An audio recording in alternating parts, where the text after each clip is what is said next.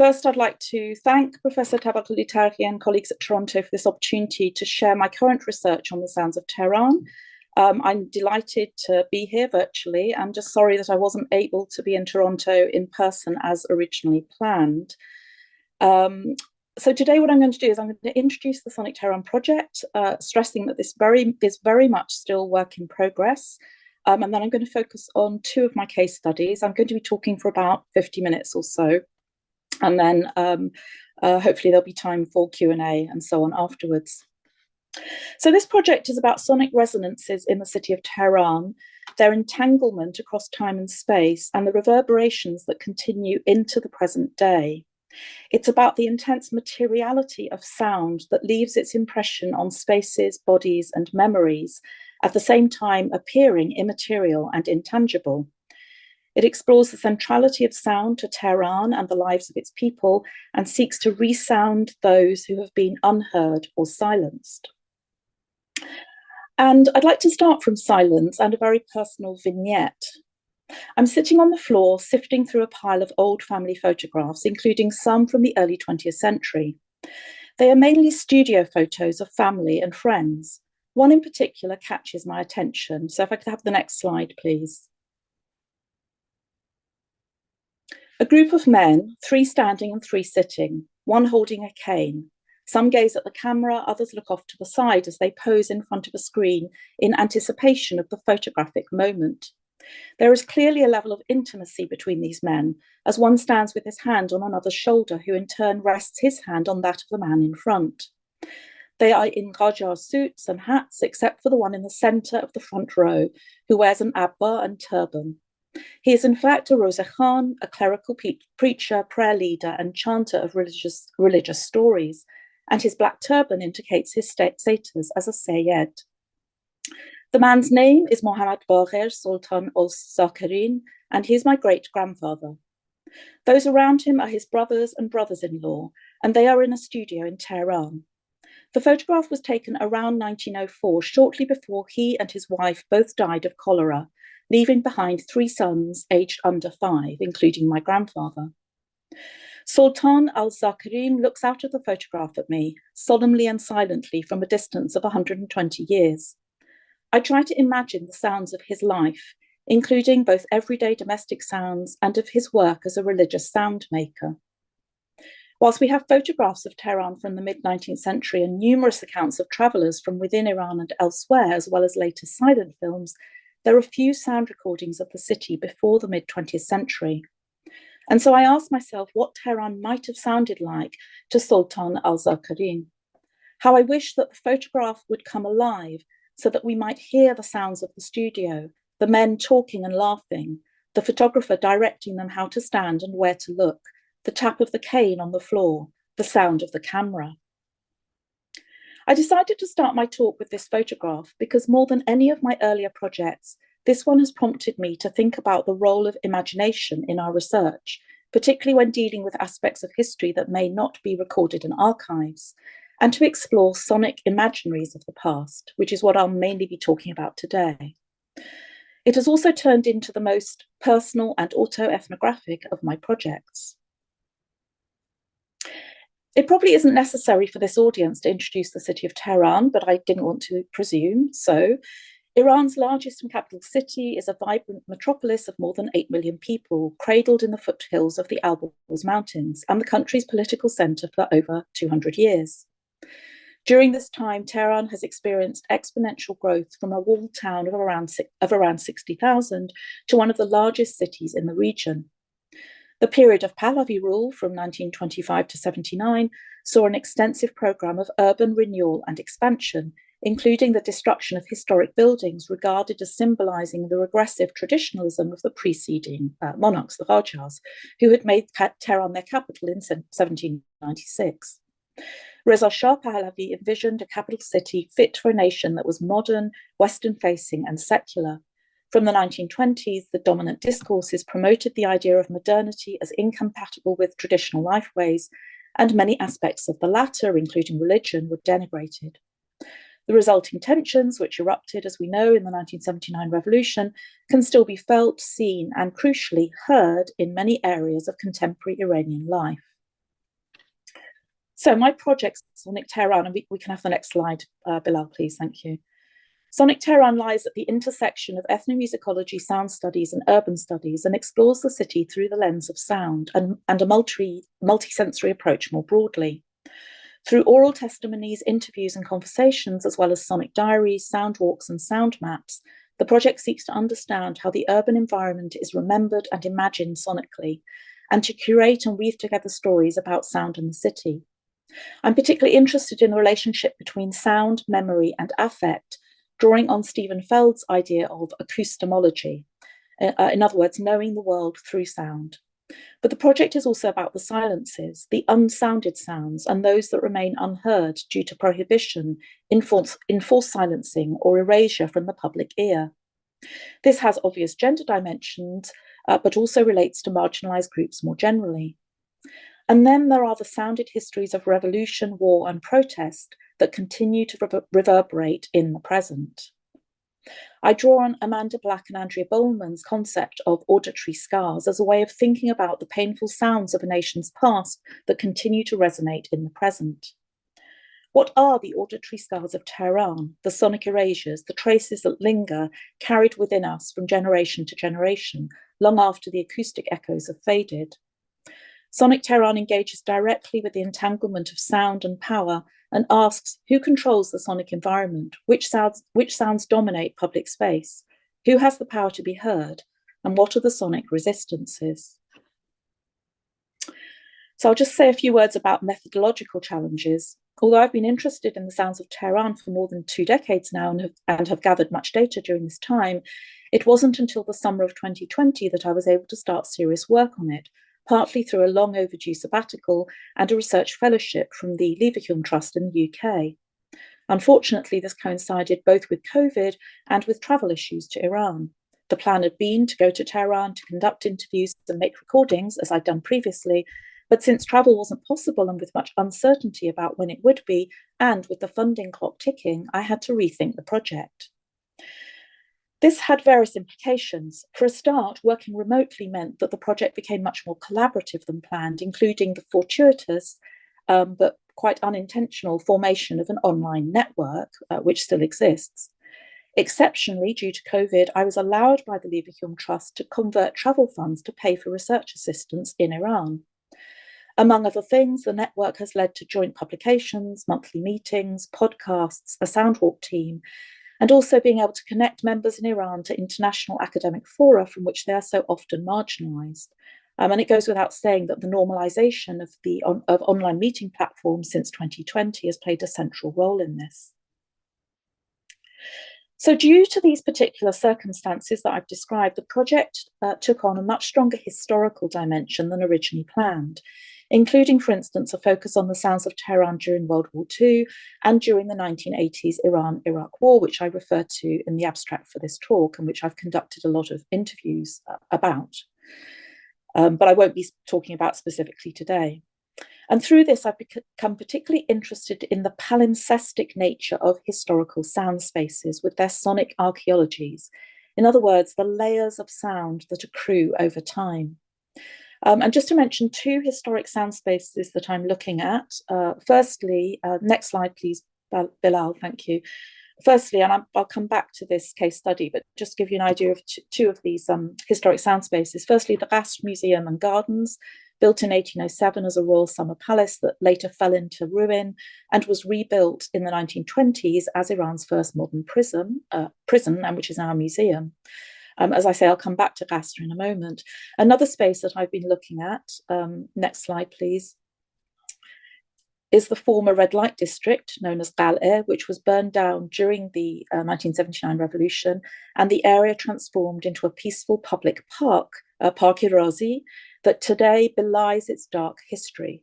So 2 of my project research assistants have conducted sound walks there, reflecting on, in the park, reflecting on and imagining its historic sonic footprints. So the book I'm currently writing comprises a series of these case studies, and for the rest of this talk, I'd like to introduce and discuss 2 of these, focusing in particular on how sonic imaginaries of the urban past are performed in the present day.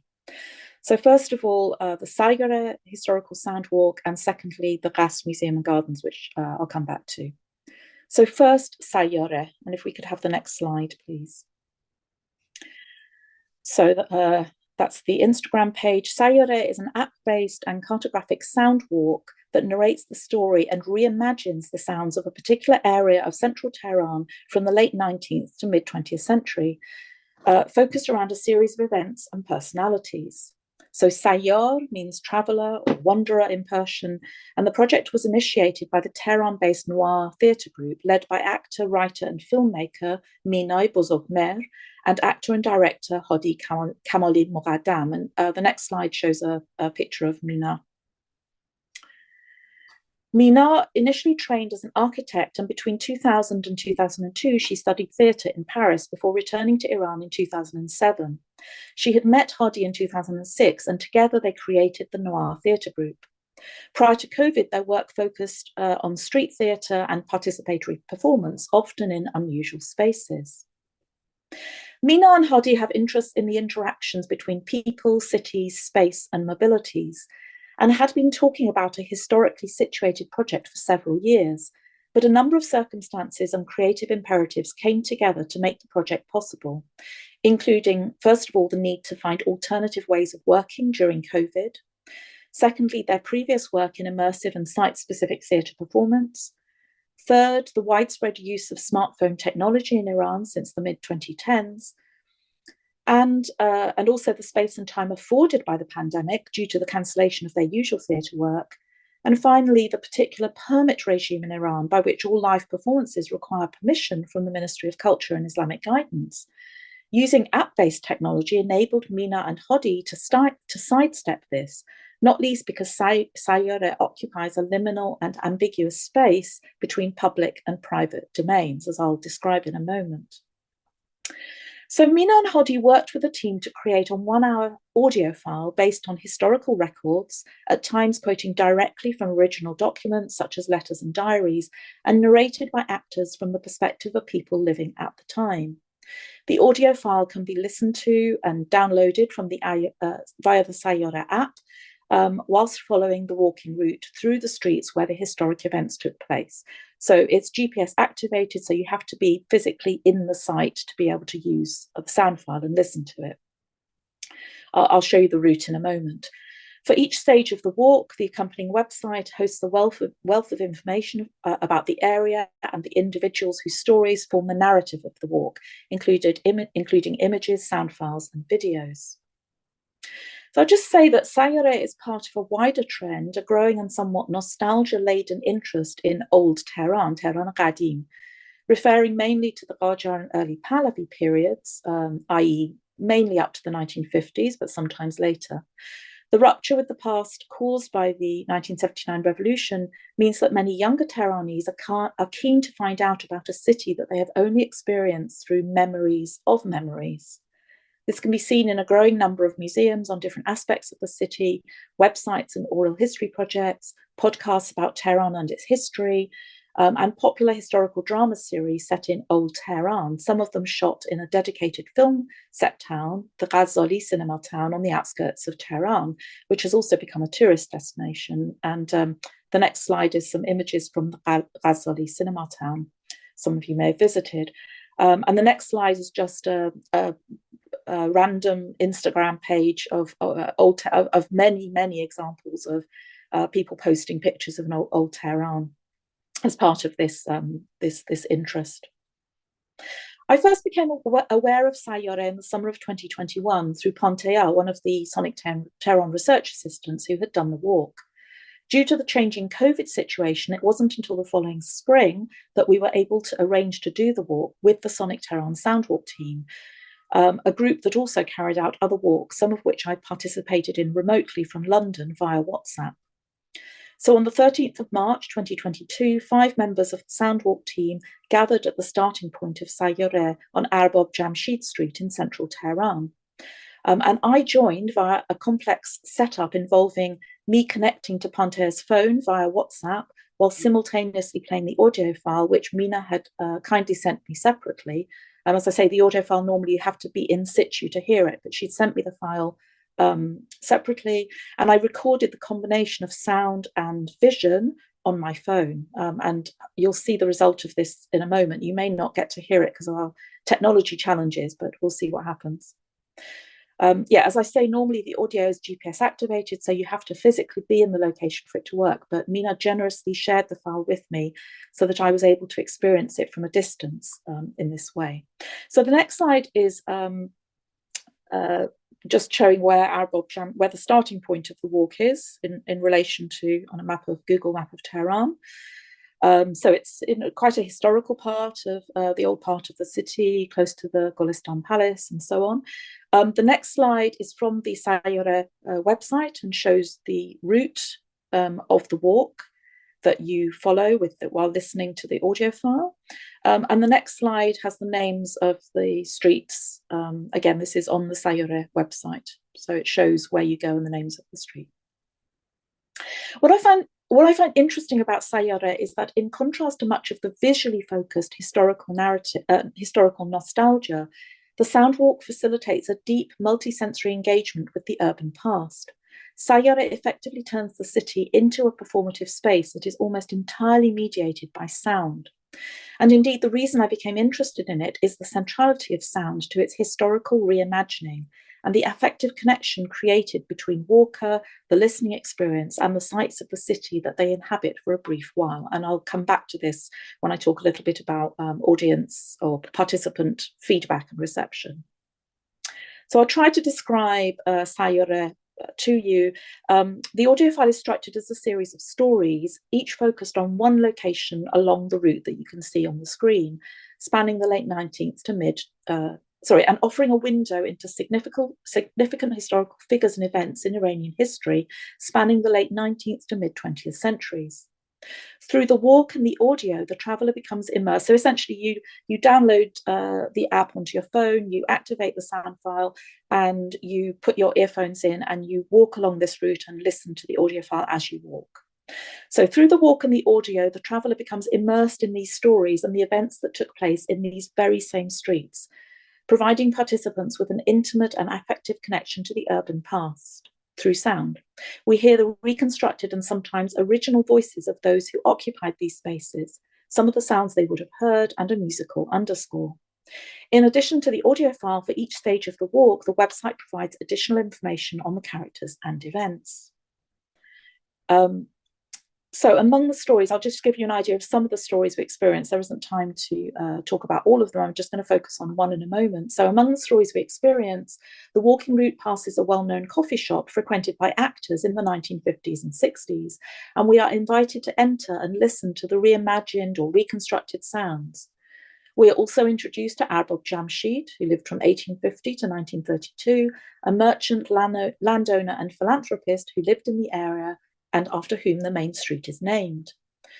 We also meet Mirza Ibrahim Khan Sahovbashi, who lived from around 1855 to 1922, court photographer to Mozaffar ad-Din Shah, who brought the first cinematograph back to Iran from France following the Shah's visit to Europe in 1900.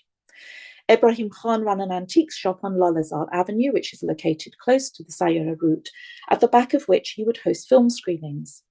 We also meet Khan Baba Mutazedi, 1892 to 1986, Iran's first professional cinematographer and film entrepreneur, who was responsible for setting up cinemas for women at a time when cinema halls were all male spaces. The final scene visits the former home of poet Houshang Ebtehaj, also known as A.H. Sayyareh, who passed away last year, and his famous poem about the Archaeology tree or Judas tree, which still stands in the garden. A whole chapter of my book is devoted to Sayyareh and the ways in which sound connects people to the city and its history. It's based on my experience of the walk, several conversations with Hadi and Mina, as well as interviews available online, the experiences of other members of the Sonic Tehran network, and feedback on the Sayyareh Instagram page. It's quite a lengthy chapter and there isn't time to describe the entire walk here, so I'm just going to focus on one single scene. One thing just to say at this point, and maybe we can come back to in the discussion, is I feel that I've perhaps not yet grappled with a critique of Sayyareh, for instance, in relation to its highly nostalgic ambience. some of the voices that perhaps remain unheard, and the absence of contested narratives around the city, although the app in itself might be seen as a form of reclaiming the city in the context of Iran, where urban space is highly tightly controlled. So much of the area, so this is the one story that I'm going to describe to you, much of the area covered by the Sayyareh walk was originally the private residence and gardens of Ali Khan Zahiruddoleh, who lived from 1864 to 1924, the son-in-law of Nasser-ud-Din Shah, and head of ceremonial activities at the royal court, and his wife, Furughudoleh, who lived from 1863 to 1959. Both were active supporters of the constitutional movement of the late 19th, early 20th centuries. Zahir and Furughudoleh were also poets, and in one scene of Sayyareh, we are invited to join them on a walk in their garden and to imagine the area as it was 120 years ago, with the sounds of birdsong, flowing water, the winds in the trees, and the voices of Zahir and Furugh reading lines of their own poetry to one another in a kind of call and response via actors' voices. Later on, we hear their voices and other sounds in quite different circumstances during the events of June 1908, when the newly founded parliament was bombed by anti-constitutional forces supported by Britain and Russia. And so I just focus on this passage. I'm going to actually quote from the narration at the start of this scene. So Bilal, if we could have the next slide, thank you. So this is what we hear on the audio file. We hear the narrator instructing us. Now let's cross to the other side of the street and continue our journey on Arbab Jamshid Street. We return to the garden of Zahiruddoleh. The red words highlighted in red are the other sounds that we hear, the background sounds. So we hear some sounds of water here from the gardens. Fewer than 10 days has passed since the signing of the constitution, when Muzaffar-ad-Din Shah passed away on the 3rd of January 1907 at the age of 54. The person who had brought the first film camera and the first car to Iran, the person who had brought the first film camera and the first car to Iran. It's only a little over 100 years since that time, and today we stand at a crossroads in the city that is full of cars, and the first film camera has been transformed into the phones that record our lives second by second. Cross Tarabi Street carefully so that we can enter a new chapter of history. So end of quote. We are then urged to find somewhere safe to stand. We hear the sound of a horse neighing, as the events that followed the death of Muzaffar-ad-Din Shah and the accession to the throne of his son, Muhammad Ali Shah, who was opposed to the constitution, unfold. We hear ominous music on strings and the sounds of horses gathering, followed by street criers reporting the death of the Shah and announcing the new king. These are accompanied by the sounds of neighing, galloping horses, and people shouting. And indeed, the rest of this scene uses a range of sounds to convey the sense of violence and chaos. So at this point, we're just going to hear 1 minute extract, which includes some of the quotation that I've just read for you, and then the sounds that follow, just to give you an idea. If you can imagine standing in the street in Tehran, listening to this and feeling that you're in the same space that these events took place. شاه در 17 دی ماه 1285 در 54 سالگی درگذشت. کسی که اولین دوربین فیلمبرداری و اولین اتومبیل رو به ایران آورد. فقط کمی بیش از 100 سال از اون زمان میگذره و ما امروز بر سر چهارراه شهری ایستادیم که مملو از ماشینه.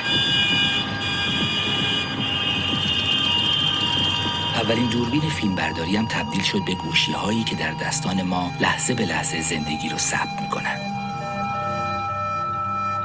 با احتیاط از خیابون تقوی رد شو تا وارد فصل جدیدی از تاریخ بشیم. اون ور چهارراه کنار کیوسک سفید منتظر بمون.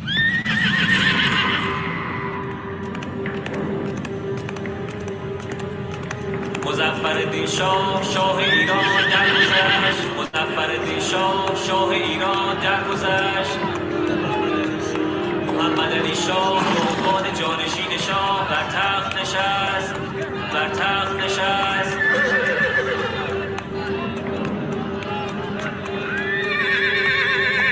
کنار همین کیوسک جای امن و راحت پیدا کن و بایست. هرچند جای امن پیدا کردن تو این اوضاع و احوال. Thank you. Okay, if we could have the next slide, I'm going to carry on reading the next bit of the narration. The narrator goes on to say, "From this moment, you need to take better care of yourself. So concentrate. Ahead of us, there is intense fighting happening. We are in one of the most merciless and fateful moments in the history of this country, the moment of the bombardment of the Parliament building at the hands of Liakov and by the order of Mohammad Ali Shah Qajar." End of quote.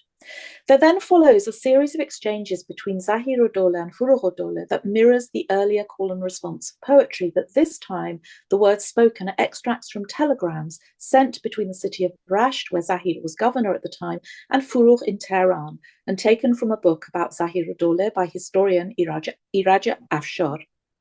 Furuh asks her husband to send news from Rasht, and he replies, "You asked about the unrest in Rasht.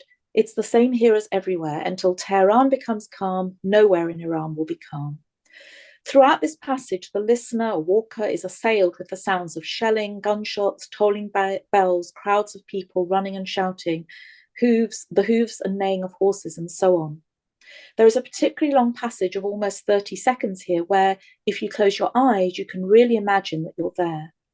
We then hear the story of the bombing of Parliament as related by Furuh.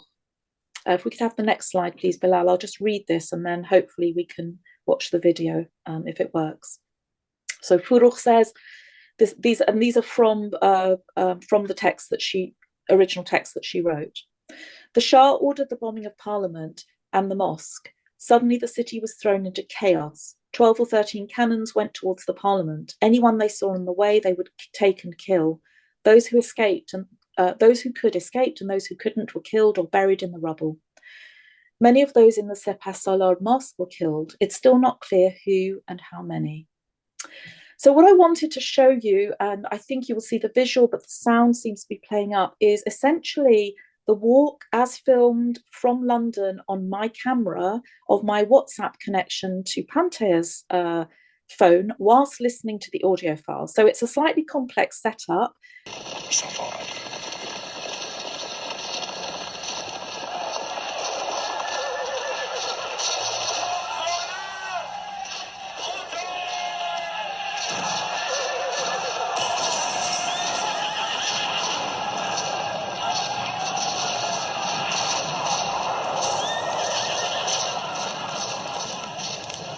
شاه فرمان داد که مجلس و مسجد را به توپ ببندند.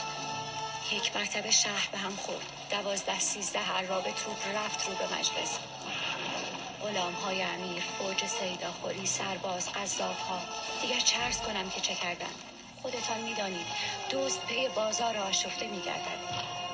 گر هر کس را که می‌دیدند تند راه می‌رود می‌گرفتند می‌کشتند. بنای شلیک را به مجلس گذاردند. تلگراف از رشت به تهران. خدمت حضرت مستطاب اجل اکرم آقای مخبرالدوله وزیر مخابرات. Essentially what you hear here is the exchange of telegrams between Furuh and Zahiruddoleh, plus all the background sounds of chaos while walking through the streets. If anyone's particularly interested in this, I have I'm happy to send a link later if anyone wants to watch this. But this is essentially the phone of one of the research assistants as she walks through the streets listening to the audio file. So the absence of a narrator at this point, with just the voices of Furuh and Zahiruddoleh addressing each other, makes this passage feel like part of a radio play, but one that is site-specific and places the listener physically and sonically in the very same spaces of the city where these events took place, offering a sounded history of the Constitutional Revolution, or an imagined, let's say, sounded history of the Constitutional Revolution. So Furuh continues, and this is the next slide, please. I'll just read what she says. And again, these are taken from original documents. "I looked and there were Cossacks all over the garden. As we went to see what was happening," so this is where the soldiers come into their home. "I looked all over the garden. As we went to see what was happening, they poured into the dining room. There were about 200 of them, plus maybe 1,000 already on the stairs and the balcony in the garden. They looted the halls and rooms and put a cannon at the front of the house. None of the servants had chadors, and although we pleaded with the soldiers to give us a chador to cover our heads, they just swore at us. Suddenly the first cannon was fired at the house. The bedrooms and the winter room were destroyed. Smoke and dust was in the air. We couldn't see anything. So this whole passage, when you listen to it on the audio file, is accompanied by music and also by the sounds of shooting, looting, shouting, and then at the end, the sounds of fire, followed by water, presumably efforts to extinguish the fire.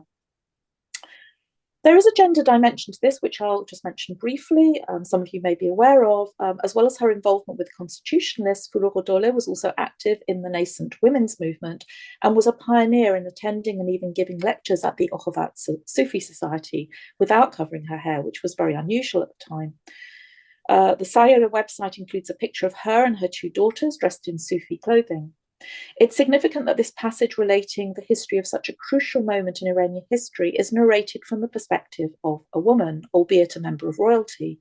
And the voice of Furugh relating, or an actor playing the voice of Furugh, relating the attack on her house, the distress caused to the women unable to cover themselves, and the imprisonment of Furugh and Zahir-Dole's son, arguably adds a strongly affective dimension to the story.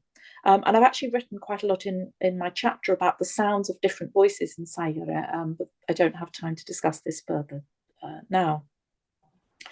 The final passage of this scene at the time of the Constitutional Revolution leads us out of the constitutional period and back closer to the present day.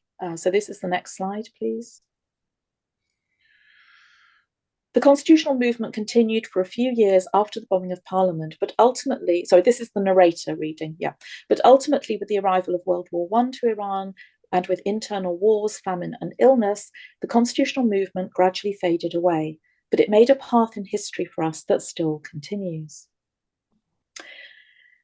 In terms of audience engagement and feedback, there is a strong sense in which Sayyareh encourages listeners to feel ownership of the city in the context of rapid urban change and decline, when many feel disenfranchised from the urban environment. So there's lots and lots of comments on Instagram, which I have been through and had help also from my research assistants. So one woman commented on Instagram. This is the next slide, please. Thank you. A positive impact for me was, since I feel alienated from the city, like with all the construction taking place, chaos and people, I feel that I could connect again with the city. Like I feel it's familiar. It strengthened my sense of belonging. And just a couple of other responses. Quote, the most memorable thing was touching the trees and hearing what they say. So there's a point on the walk where you stop at a particular tree and you're encouraged to put your hand on the tree and listen to what this tree has to say across history. Physical time travel in the history of Tehran, how the historical chaos is still continuing, though in a very different way. I also felt a sense of strength, despite the destroyed and abandoned places in the area, which evoked a strong sense of loss and sadness. And another one, for me, the most interesting thing was that the performance gave me a safe bubble to interact with the city in a way I would never do in my everyday life. So I'll just end my discussion of Sayyareh by circling back to this idea of palimpsests or layers, historical layers of sound, which I mentioned earlier. And I'm going to go back actually to the very beginning of the Sayyareh audio file. And the first thing that we actually hear is the following. This is the next slide, please. Oh, sorry, that's just a couple of Sayyareh Instagram page examples, just give you an idea. So yeah, the very beginning, the narrator says, welcome to our Sayyareh. In this Sayyareh, the sounds of time stay in places forever. From this moment, I am your guide. We will travel together in the 1,000 memories of this place. So this idea of sounds staying in places forever seems to invoke the very materiality of sound, as I said earlier, as it impacts on spaces, bodies, and buildings, shaping and changing them. And I have a question about what I'll come back to at the end about where these sounds go. And there was another kind of layering in Sayyareh, because listeners experience, while they're experiencing the reconstructed or reimagined historical sonic residues of the streets of Tehran, while they're listening to the sound file through their headphones or earbuds, they can simultaneously, unless they have sound completely isolated ear earphones, which most of the people I think who've experienced it don't, you also hear the leak through of the present day sounds of those same streets. So you're kind of simultaneously experiencing this kind of reimagining of the past and the sounds of the present. I don't have time here to talk about how this intersects with the growing urban tourism industry. And one of the interviews that I analysed with Hadi and Mina was actually on one of the Tehran tourism Instagram pages. It was a live interview. Particularly as Iran emerged out of COVID lockdown, because interestingly, something several people commented on was that Sayyareh was something you could easily experience in a socially distanced way. It's designed to be experienced on your own, although when the Sonic Tehran soundwalk team did it, they did it as a group, but each person listening individually. So it's a kind of interesting mix. It can be done as a collective thing, but ultimately every person is listening on their own through their earphones. So you can easily experience this in a socially distanced way and in the open air. So it was a very COVID-safe experience. Okay, so I'm going to move on now from this case study of Sayyareh, but I would say that for anyone based in or visiting Tehran, I would highly recommend it. It's a very particular kind of experiential sonic cartography that offers an intensely visceral, imaginative and affective engagement with city spaces and their pasts. It's a highly embodied intervention by which participants place themselves in the same physical spaces as the historical stories being told. And like many others who've participated in the walk, I found it very moving and emotive, with, for me, the added dimension of experiencing it virtually and from a distance. So I had this very strange feeling of simultaneously being there and not being there. As well as palimpsests, another idea I've been exploring, partly as a result of the enforced remote working, is that of sonic entanglements between different cities. I would describe it as a kind of relational urban sound studies. I walked the streets of Tehran while listening to the sound, I walked the streets of London whilst listening on my earphones to the sounds of Tehran. And I've conducted simultaneous London-Tehran sound walks where myself and members of the research team are walking, me in London, them in Tehran at the same time and sharing our sounds. And even a three-way walk between London, Tehran and Ottawa, where a network member is based. And it was the latter that prompted me to consider the colonial and neo-colonial historic sonic connections between these three capital cities, particularly between London and Tehran and London and Ottawa. Much urban studies work has focused on individual cities as bounded entities rather than the interconnectedness between different places. But I ask, how might sound illuminate intersecting histories? In the case of my project, is it possible to identify sounds, decisions that were made in London that had profound and long-term impacts on Tehran and its sounds, including, for instance, the 1908 bombing of the Parliament building, or indeed the 1953 coup? So the coup brings me nicely onto my second case study of sonic imaginaries of the past. That is the Qasr Museum and Garden. So if we could have the next slide, please.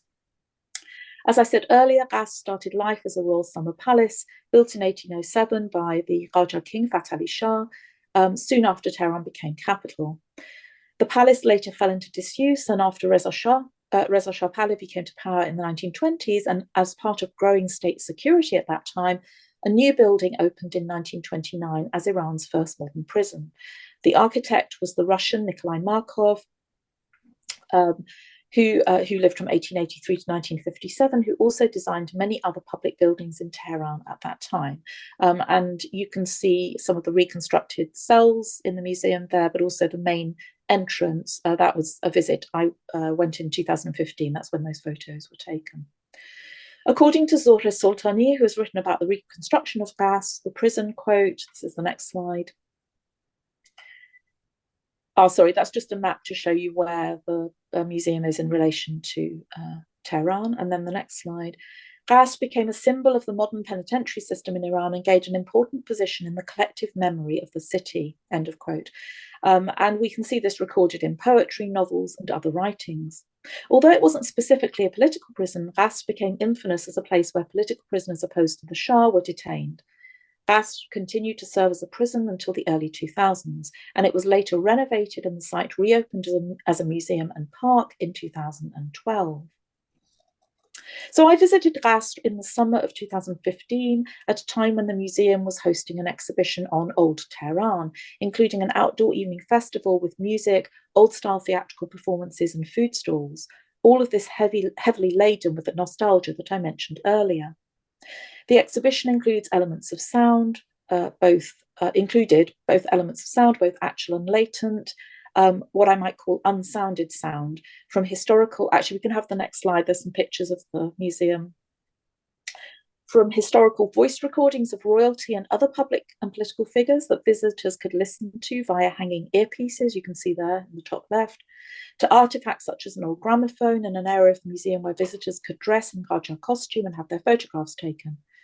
The museum also houses a zurkhane, which, although silent at the time of my visit, was rich in the implicit sounds of drums, bells, and chanting, as well as of physical exertion. From the exhibition, visitors are directed to a section with former prison cells, some labelled with the names of well-known inmates, others with mannequin figures in. And I think this is the next slide. So you can see images of the reconstructed inside of the museum. So the corridor with the low doors is the older part of the prison. The section that I'm going to talk about, where political prisoners were held, is in a more recent block.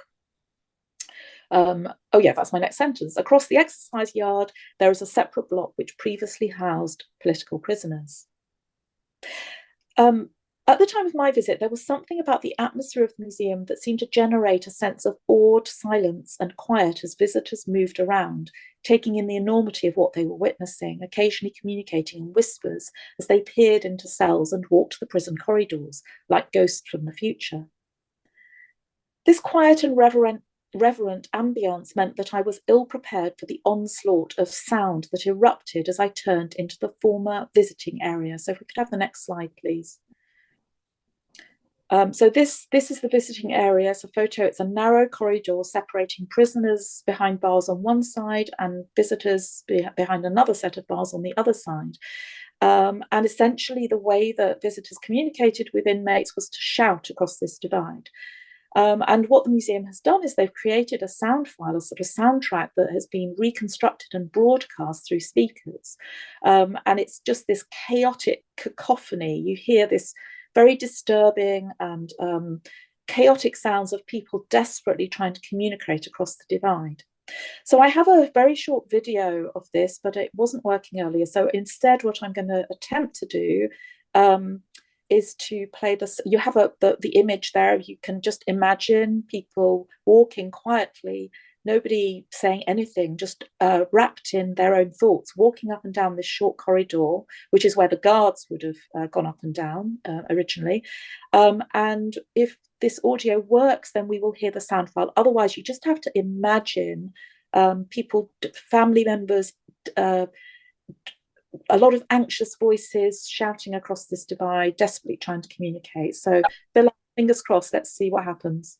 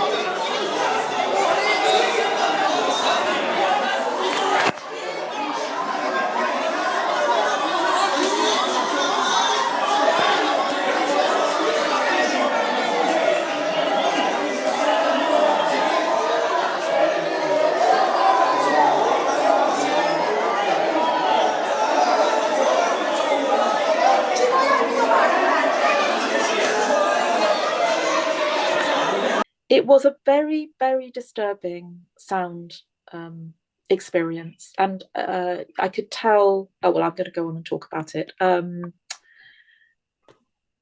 So on my visit, I was accompanied by a friend who recalled visiting Qasr every Friday with her mother as a young child in the 1950s, when her father was a political prisoner. There was something very particular about the materiality of sound and the ways in which it inhabited and animated this small space. Whilst it wasn't possible for me to talk to visitors about their experiences, obviously it was very inappropriate, would have been very inappropriate to try and talk to people. It was clear that visitors were very moved, and certainly for my friend, the sounds brought back very personal memories. And I think what I found very striking here was how sound became an intensely intimate and immediate and visceral way to communicate a sense of what incarceration might have felt like, arguably creating an affectively overburdened space.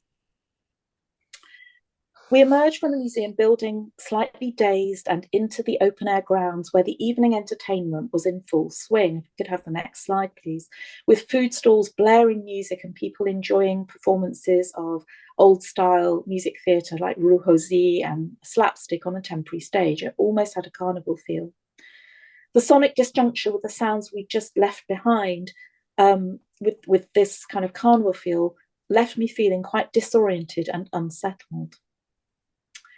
Writing about the ambivalence of spaces which embody traumatic histories, Soltani asks, quote, "How does a site of suffering function as a tourist attraction? And how does it reconstruct the collective and shared memory?" End of quote. Pointing to sonic and affective imaginaries, particularly around the 1953 coup. And there are some clear connections here with so-called dark tourism. Whilst I'd not visited Qasr with the intention of seeing the former prison section, rather with more interest in the old Tehran exhibition, the intense sonic experience I've described left a deep impact and prompted me to think more about the sounds of this space over the past 200 years, and in particular its palimpsestic nature as it changed from palace to prison to museum. What were the different sounds of the space in these different times? I was interested both in the sonic traces and in the imaginaries performed today. This also became an entry point to thinking about the relationship between sound and nostalgia in places where people have experienced trauma and violence. This is not an easy topic to write about and presents many challenges, practical, ethical, and emotive. There are a number of published accounts of prison life in Iran, including the comprehensive study by Elahé Abrahamian in 1999, but few of these include references to sound. Despite the fragmentary historical record and the lack of publicly available recordings of Qasr, it is possible to piece together something of the prison's sensory ecology in the 1950s and the role of sound in prisoners' lives. Notwithstanding the topic's sensitivity, I found a small number of individuals, now in their 80s, who were held in Qasr between 1953 and 56 and who were willing to talk to me. Indeed, I discovered after my visit that a very close family member had been imprisoned and tortured in Qasr, something I'd been unaware of. So I'm just going to, before I wrap up, I'm just going to talk briefly about some of these memories. So I'm moving on really from sonic imaginaries to sonic memories. Some of the memories that were related to me. Several people I talked to described arriving at the prison blindfolded or hooded with sound as their only means of orientation. Others talked about periods of solitary confinement when sound became a crucial source of information and sensory connection with the outside world.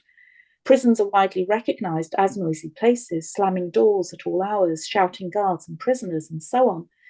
In terms of spatial acoustics, in Qasr, the change from the closed individual cells of the corridors we saw earlier of the first Pahlavi period to the more open multi-occupancy barred cells that we saw images of later would no doubt have impacted on the prison sounds.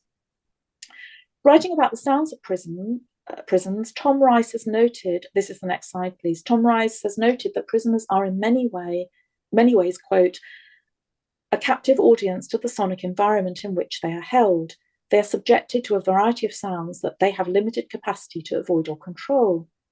At the same time, he suggests that prisoners exercise agency in shaping the sonic space that they inhabit. One example of prisoner agency in Qasr was the use of Morse code to communicate between cells. One person told me, this is the next slide, I had a cellmate whose brother was also in custody. We used Morse code to pass on news between brothers so that each would know that the other was still alive. Political prisoners included many army officers who were well versed in Morse code and taught it to others. Abrahamian also mentions its use, quote, this is the next quotation, please. Most solitary cells had the code inscribed on their walls for the benefit of newcomers. He described one prisoner who spent 139 days in solitary confinement in a different prison. This is the next quote. Most of the time in complete silence without reading materials. He preserved his sanity by exercising, tapping Morse code messages to the neighbouring cells, composing poetry in his mind, and keeping a diary on orange peels and smuggled in papers. What about music? Several people related that music offered a sense of normality, and we know that prisoners sang in their cells. In a video on the Qasr Museum website, a staff member describes how an inmate by the name of Hassan Shahristani was recorded singing by a prison guard in the early 1970s, and the song was subsequently broadcast on national radio at the time. You can hear that on the museum website. The sounds of this song now fills the space of a reconstructed cell in the museum. There were also religious sounds. The actor Ezatollah Entezami, who was held in Qasr after 1953, recalled the sounds of Ashura religious ceremonies in prison, and that's on the museum website. And in one of the museum cells today, one can hear an inmate praying. As well as being a sensory lifeline, sound and music formed part of the prison's disciplinary regime. Every morning, prisoners were made to assemble in the yard and sing the national anthem, Surud Shahanshahi, in praise of the Shah. Here, music becomes a form of behavioural control and symbolic violence, arguably a form of symbolic violence, enacted upon people who are forced to voice an ideology to which they are opposed, indeed the very reason for their incarceration. In this case, music mirrored what was happening in wider society. Hamid Nafisi has written about how in 1936 it became mandatory for the national anthem to be played before cinema screenings and audiences were expected to stand. He observes, quote, this was another way in which the Pahlavi state interjected itself directly into public space, public consciousness, and entertainment, end of quote. In the prison context, the anthem was both a form of discipline and order and another way of asserting power and emphasizing prisoners' lack of control over their environment and their futures. Those forced to sing would perform small acts of resistance by miming, in other words, refusing to sound, or mumbling, or in some cases, changing the lyrics to insult the Shah, effectively weaponizing sound. And then there were the sounds of torture. Although the period I'm describing predated the formation of the secret police, somatic, in the late 1950s, torture was nevertheless commonplace. Once again, sound becomes implicated in wider forces of control as part of the prison's fearscape. I quote from Jim Sykes, that's Jim Sykes' term, fearscape. The authorities were aware that the sounds of torture affected other prisoners, who would often know the person being tortured but could only sit in silence in their cells, powerless to block the sounds and subjectified by them. A former inmate described the sound of prisoners who had been beaten or tortured so badly that they couldn't walk or were obliged to drag themselves along the corridor on a piece of sackcloth, for instance, to go to the bathroom, generating a distinctive swishing sound. As well as sound, there were, of course, the silences. Indeed, the sound-silence nexus becomes a space of intense anxiety in a context where the disclosure of information can mean the difference between life and death. Prisoners were aware of spies in their midst, so the unofficial flow of sonic information was attenuated. As Rice observes, quote, whispers, mutterings, hearsay, and rumour are all of great importance in prison life, end of quote. But in regimes of hyper-surveillance, people are very careful about what they say, and in Qasr, prisoners aspired to guard such knowledge, referring them to themselves as razdaran, the keepers of secrets. Those who succumbed under torture and revealed the names of others, usually in sound, experienced much anguish, and some tried to take their own lives. Torture is effectively an attempt to unsilence prisoners. Sound could also be used as a form of deception, as one person related, this is the next slide, quote, one of the prison guards had perfected a technique for throwing his voice, so we would think he was at the far end of the corridor, whereas he was in fact listening in on conversations behind the door. Returning to the present day, There are an extraordinary number of videos on the museum website, including interviews with former inmates, documentaries on the history of Qasr, and a video of a play performed in the museum spaces in 2019. And sonic imagining is an important part of these. One news item reports on how, at the time of the museum's opening in 2012, former prisoners and public figures were invited to spend a night in the prison hotel to experience what it would have felt like to be an inmate, or to relive the experience for those who had been, including having people dress up as guards and using original clothes and food. Writer Mortaza Barzagar, who spent a night in the prison, invokes the sound of the cell and the resonances of the past. He says, quote, this is the next slide, "Sadi has something to say to us here. Even these walls speak to us. The walls have sounds." I'm still at a relatively early stage in this research, and there are many questions. For museum visitors, how do the sounds of the present become entangled with the sonic traces of earlier occupants? And what does it mean to listen to historical spaces such as Qasr, where people have experienced incarceration, violence, and trauma? What are the politics of remembrance and memorialization? Which sounds are privileged and which marginalized or silenced? And in what ways might sound be complicit in processes of romanticist aestheticization of the prison's painful past? So, to wrap up, today I've presented case examples from my ongoing work on the sounds of Tehran to illustrate some of the ideas I've been exploring, particularly in relation to sonic imaginaries of the past, palimpsests, and the entanglements of sound, power, affect, and memory. I want to end by asking where then do historical sounds and their material residues go? Might it be possible to detect their resonances continuing to reverberate in spaces today, rather like the primordial Big Bang? Sayyareh describes, quote, the sounds of time staying in places forever. Was this then what the poet Farrokhzad imagined in her invocation to the endurance of sound when all else has faded away, in her poem Only Sound Remains? I'd like to end these reflections with her words as translated by Sheila Peacock. This is one of my favorite Farrokh poems, and I think it's very, very relevant to what I'm trying to explore in terms of sounds that remain. So this is the final slide. I also use this poem as part of the logo for the Sonic Tehran project. Sound, sound, only sound, pleading sound of clear running water, sprinkling sound of starlight on sheltered Mother Earth, setting sound of the seed of meaning, and the growing link of mind and love. Sound, sound, only sound remains. Thank you for listening, and the last slide, I've got my acknowledgements to my funders, and thank you for coming. Thank you, Professor Laudan Nooshin, for your original and sonically inspiring presentation. To start the conversation, I thought I use my privilege of moderating the session to ask a question, particularly concerning the Sayyareh project. As I followed the description that you had, unfortunately, I have not seen it myself. It seems to me that this project is foundationally grounded in a political history, a conventional political history.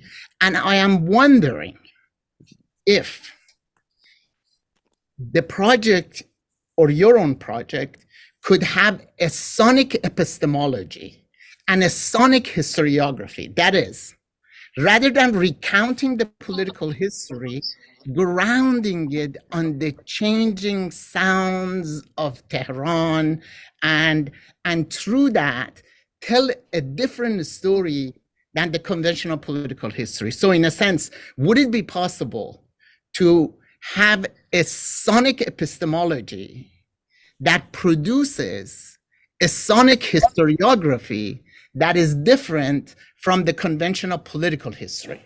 That is such a great question. It is such a great question, and I've not really thought about it too much. What I have found through the interviews that I've been doing and my research assistants have been doing for the project is that the wealth of oral history related to sound, and one of the things I've started doing is sort of create audio files with kind of almost like collage of of people talking about their sonic memories about different things. That might be the sounds of water, or the sounds of Toupane Square, or the sounds of the Iran-Iraq War, for example.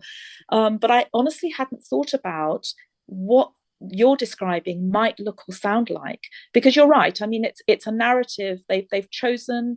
There are choices that they've made, and I've interviewed both Mina and Hadi about this, and it is it's a conventional. My interest in it was very much how they were using sound. But if one was to start with sound, then that might look very different. So I don't have an answer to your question, but it is a very thought-provoking challenge to me to think about something like that could be created. Definitely. Thank you. I really think that what is really original about your project is sort of grounding sound in recounting experiences. For example, it is possible, difficult but possible, to recount the temporality of sound. For example, the sounds of early morning Tehran, based on my own recollection from early childhood, was very different from noontime, late afternoon time, and being able to historicize sound, not throughout the 20th century, but also daily changes of time, and also being able to recount the Tehran prior to the emergence of cars, donkeys, horses, and the means of transportation. For example, one of the sounds that from my early childhood remains with me, and it's sort of the sound of the earliest morning, is the sound of sweeping the streets of Tehran, followed by the call for adasi furush, selling adas. And then those sounds sort of wither away and something else replaces it. And both temporality, daily temporality of sound, and then historical epistemological shift of sounds. Yeah, thank you for that. I mean, I had no idea when I started this project how much people would, all the things you're describing are things that have come up, and sounds that the Lahov Duz, for example, people talking about this, that it's still to some extent that it exists, but not very commonly. So these sounds that are slowly dying away, how do we capture these? How do we?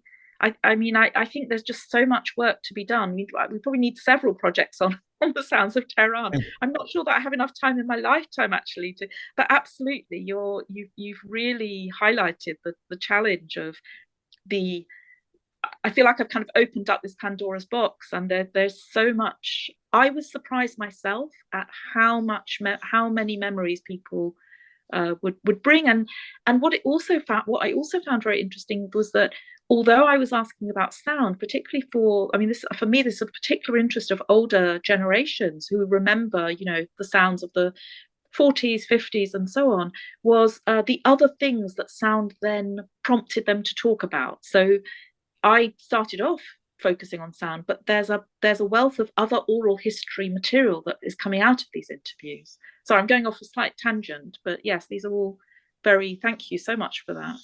Thank you. Questions, colleagues? Please let me know. Raise your hands. Yes, Kiana, please. Hi there. Can everyone hear me okay? Yes. Perfect. Thank you so much, everyone, and Dr. Nooshin for that wonderful presentation. I was just wondering about, so you were talking a lot about sound, but I was wondering if the absence of sound and silences also had a particular significance in your recordings or in discussions among folks. I hope that makes sense, because a lot of times, absolutely. I think I referred to it at the beginning. I didn't talk much about silences today, but yes, absolutely. I mean, there's a lot about the voices that we don't hear, particularly from a gendered perspective.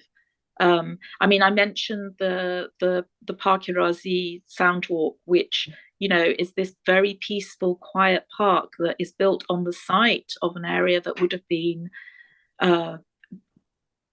very noisy and very very sounded, but also the imagining what happened there when that whole area was burnt down at the time of the revolution and many women died and so on. So but yes, in answer to your question, my mind is just full of the stuff that I talked about, so I can't bring up some examples. But yes, silences and unsounded sounds definitely part of the project. Thank you. Wonderful, thank you. Thank you, Kiana. Other question? Yes, Zohre Sultani, please. Yes. Hi, Dr. Nooshin. Thank you for this wonderful talk. Nice meeting you as well. I really enjoyed listening to your take on especially on the Qasr section. Of course, I'm interested in that space, and it really made me think about your use of palimpsest, but then also thinking about sound in the urban palimpsest sense. I was wondering if because when I was there, I kept thinking about the young people who were visiting these spaces and the conversations between them. I was so curious. I photographed them and I was interested in their spatial interactions. But I wonder, I always wondered also, what is the layer that they are adding now to this space, right? The cafe is really a popular spot for breakfast. Really strange juxtaposition of in terms of functions in this space. And the other very important thing is the exhibitions in this space, right? There are all those videos, historic videos that you can watch and you put headsets on and listen to the sounds of revolutionaries storming the prison.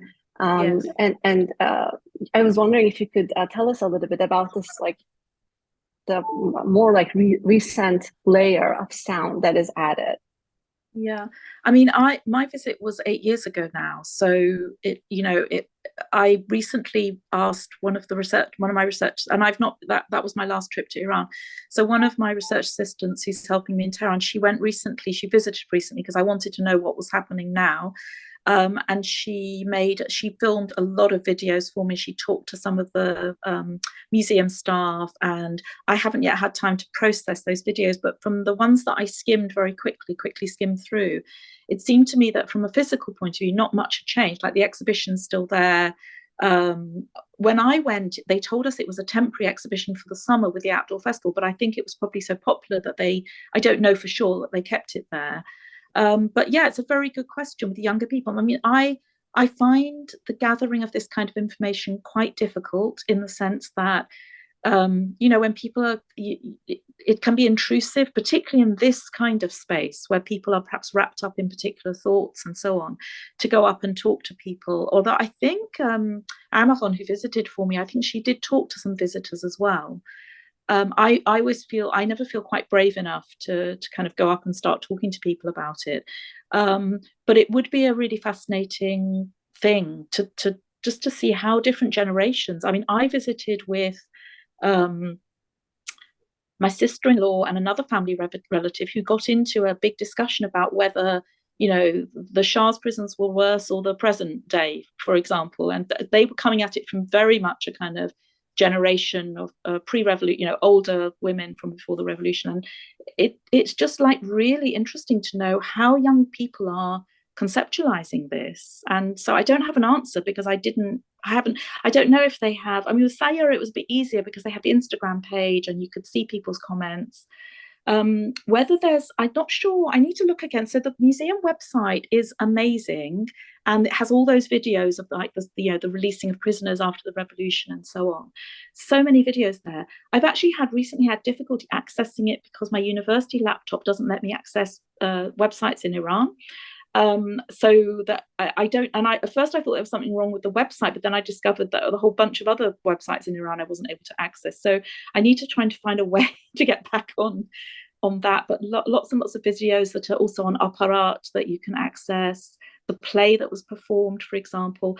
Whether there is, I don't actually know if they have an Instagram page, and I should do. So that's something I need to look at. I have managed to get the contact details, but I haven't followed up yet, of the people who were involved. The architect firm that was involved in actually redoing the museum back when it opened, but also the sound people who were responsible for the sound, and that I definitely want to find out more information about what their motivations were and how they went about it. So I think, you know, this is a kind of a chapter in my book, but in some ways it could be a whole project, a whole book in itself, really. I didn't directly answer your question, but I will be thinking about it, and I'd very much like to be in touch, actually. So thank you for coming. I think about this question, Same here. the conversation that you had with Zohre Laudan. I'm wondering, when people are going, the new generation, the sort of younger generation, going to Zindan and Qasr or to other places to experience the sounds of the past with their cell phone and with their selfies and cameras and things like that, whether they can really capture the sound and re-experience it. In a sense, I'm coming to think that maybe cell phones that people take along with them prevents them from experiencing the sound as close as to it originally was. Yeah, I mean, that's an interesting point. I mean, obviously we can never experience it as it was. We can only try to capture something of what it might have felt like, what that sonic environment might have felt right. But I think you're absolutely right. I think if you're thinking of like the echoey corridors or the slamming of the doors of the cells or any of those other things, then you probably need to put your cell phone away and just walk, you know, maybe even close your eyes and walk down. I mean, there's also the other thing that I'm writing about is what I call the unsounded sounds. So you saw a picture of I've forgotten the name of the poet now. There was a poet who wrote on the walls, Yadam Raft Alon. But the, you know, there is this, yes, Farrokh Yazdi, for example. Yeah, they have a mannequin of him and the poetry on the walls. So you also have the other aspects of sound that are not actually sounded, but silent sounds, let's say, or things that people might have had in their minds. So yeah. Thank you. We have a question from Solmaz Shakeri Fard. Would you like to ask the question yourself? Hi. Sorry. Hi, Solmaz Jan. Salam Laudan Jan. I'm sorry, but I'm in a library and I can't talk, but I'll try to be very quick. So Laudan Jan, I really like the idea of survival through sound that you mentioned in the Qasr prison, how the prisoners would use the Morse code or any other kind of sound to survive. And I wonder if you or any of your other research assistants came across sort of like sound playing such a similar role in terms of like helping people cope with difficult situations or anything like that. Thank you.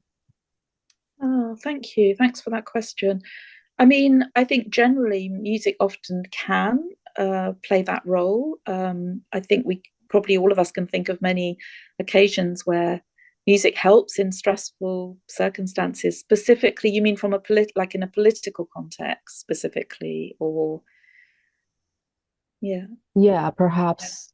Yeah, I mean, I guess, you know, obvious examples would be the ways that music is used in times of protest to bring people together and act as a form of, I think more often than not, protest music is less about bringing about the change, because I don't necessarily think music has the power to do that, but to create a sense of community and make people feel bonded in some way that helps alleviate some of the other feelings, I would say.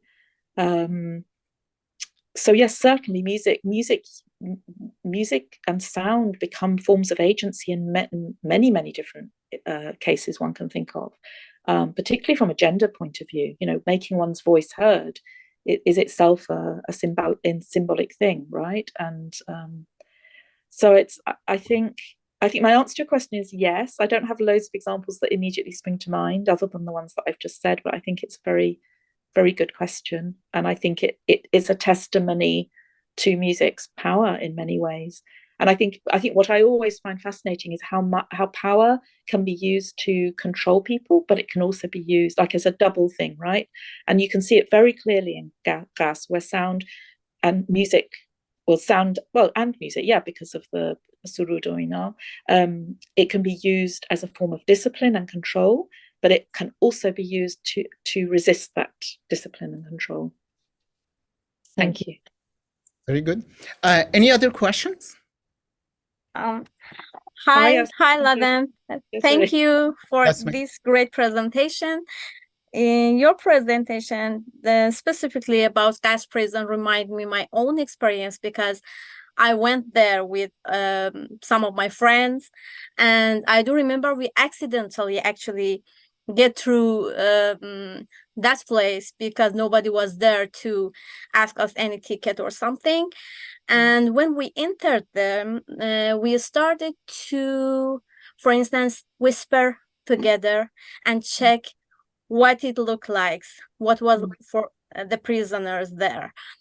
And I do remember at that event, we started to capture some photos, sitting on those small cells.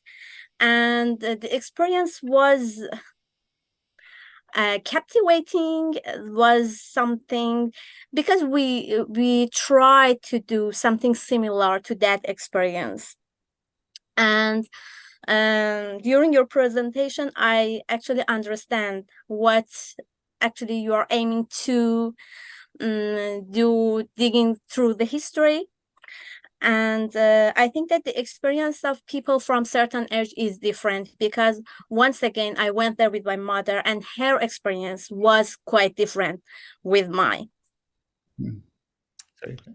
Yeah, thank you. I mean, I've tried my best with members of the network to get feedback from different generations, and I'll carry on doing that. But I'll be in touch with you. That's very good. Thank you. Yes, and I wanted to add something more. The timing is so important when we started to visit there, and certain times the experience is different.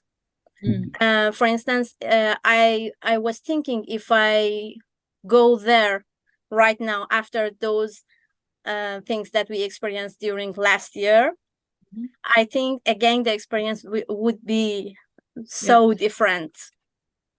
Yeah. Yes, that's very interesting. Thank you for that. We have a couple of other hands up. Qasr, can I just ask a question before the next question, just in case I forget at the end? I can see that there's quite a few things in the chat, and I can't see it on my phone. But before we leave the meeting, would Bilal be able to save the? Do you have the facility to save the chat? Thank you. I'd ask that. Thank you. Yeah, definitely. Okay. Qasr Motoyoshi. Yes. Hello. Thank you for the wonderful presentation. I'm kind of an outsider. I've been in Tehran just once for a very short time, about 20 years ago. But listening to this presentation, there were a couple of other key words that it was related to sound, idea of affect, memory, and then we talked about history. And I think we also talked about the possibility of alternative history, because the first project that you talked about was more like a public history, like the official history, and the space that was chosen was public space. But I wonder if you can also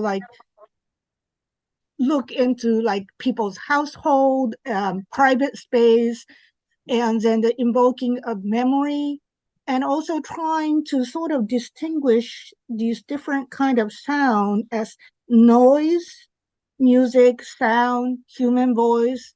I think they also have different value, and they generate different kind of affect, and through the affect, certain kind of memory and therefore meaning is generated.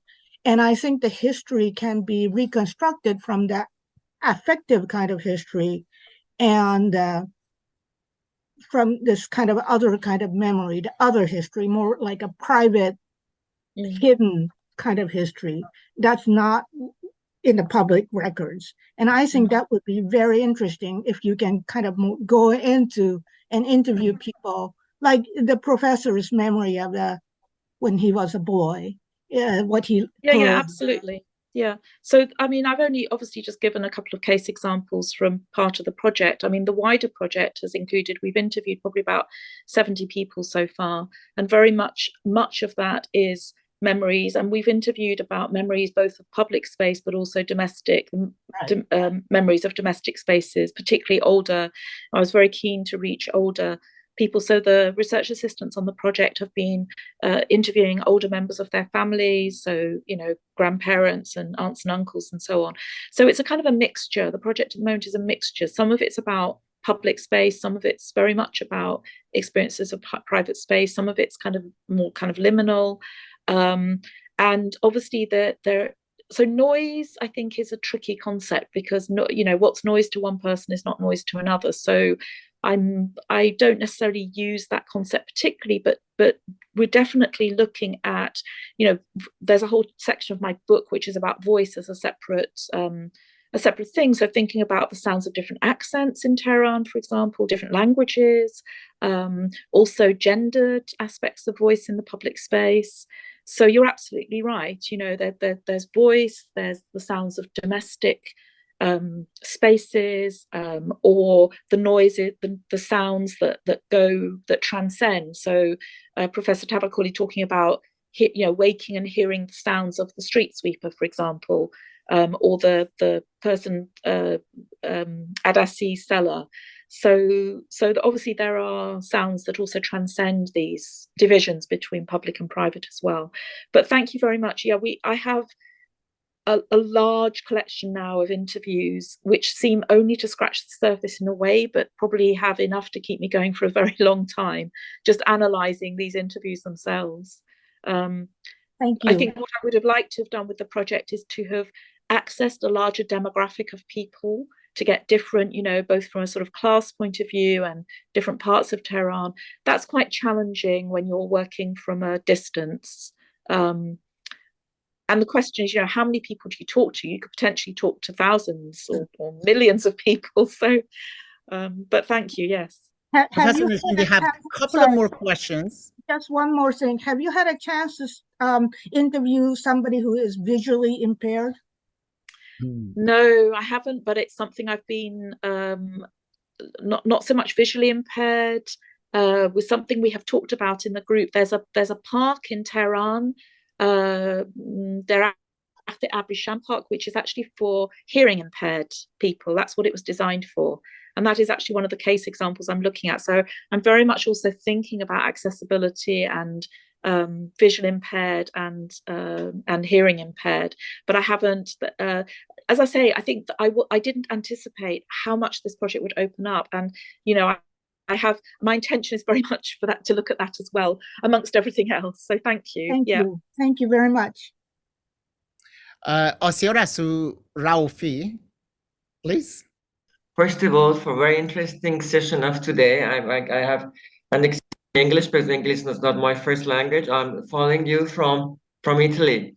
I was just thinking, Professor Nooshin, to the you know, the Iranian society, exception of the second Pahlavi era, has been always very segregated, gender segregated society. So thanks to you, I was thinking to the gender voices and the discrimination of the, you know, patriarchal society against the women. For example, the noise of female bath, you know, hamam zanune, or other voices, for example, in bazaar, which could be more male voices. So it could be very interesting, I think, to make a search about the discrimination of the voices in the Iranian society, even in the actual contemporary area. Thank you very much. It was quite interesting to follow you. I was thinking to this kind of studies.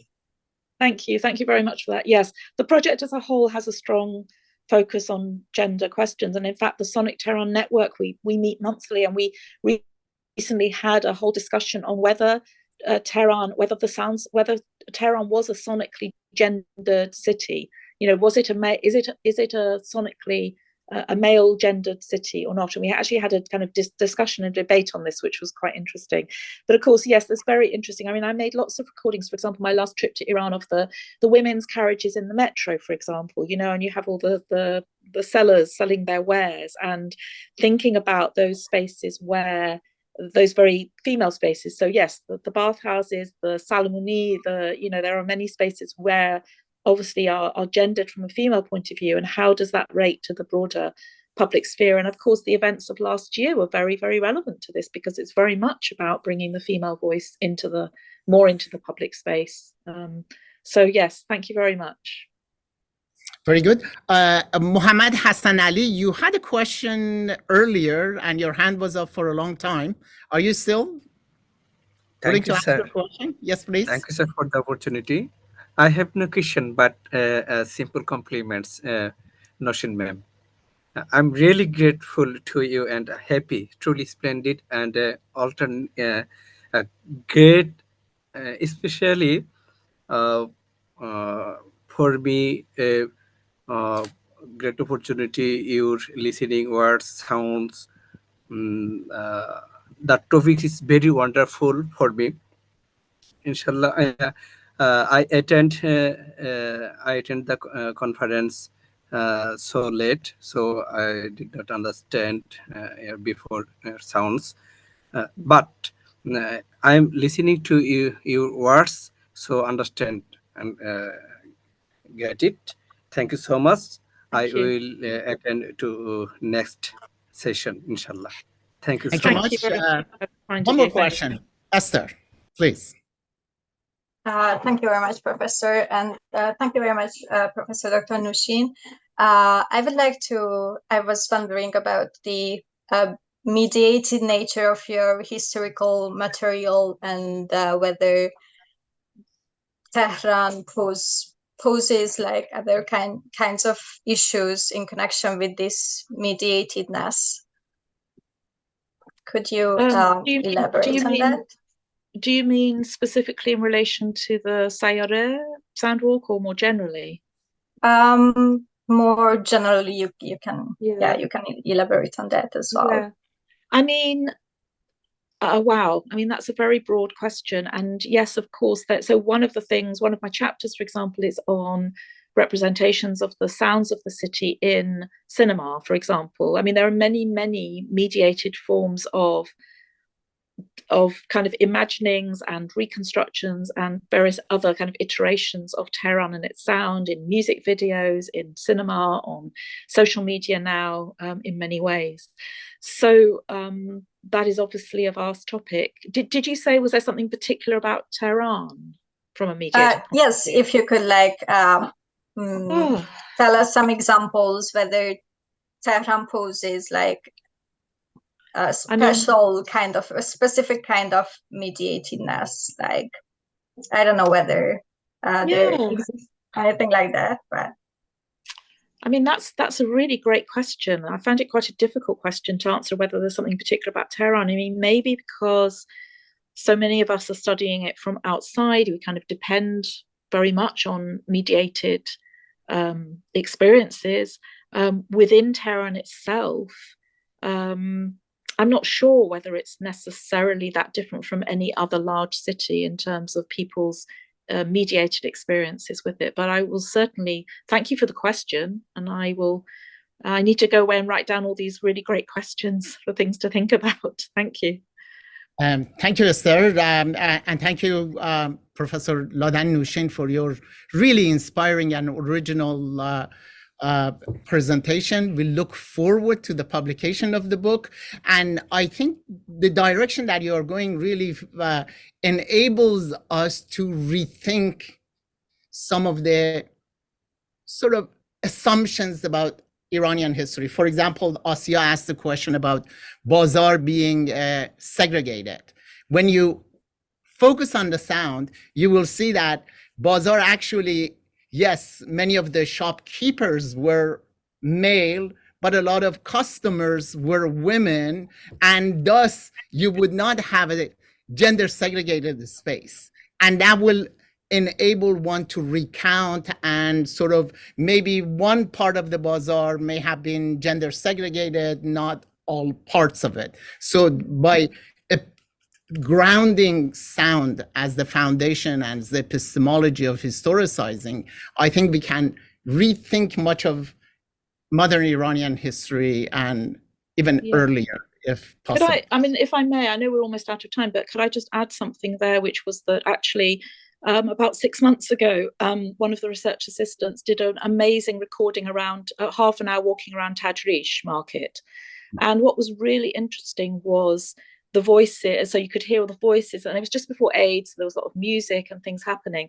And whilst we think of the bazaar, as you say, as a kind of male space, it was very, very clear that most of the stall holders that they were recording were men. But of course, many of the women were the ones who were buying and asking questions about the goods, and you were hearing these voices.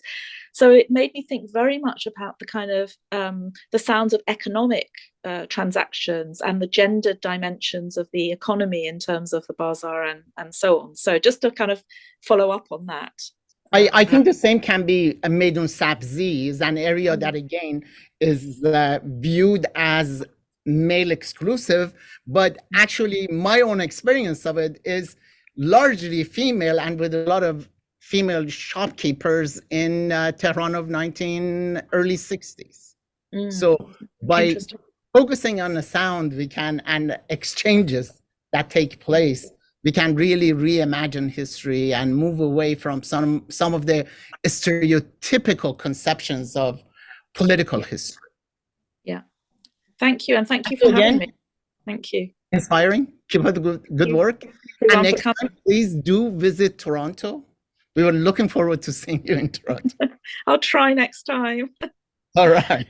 Anyway, yeah. Thank you again. Thank you everyone for joining us. And we look forward to seeing you during our next seminar series. Thank you. Thank you. Bye-bye. Bye-bye.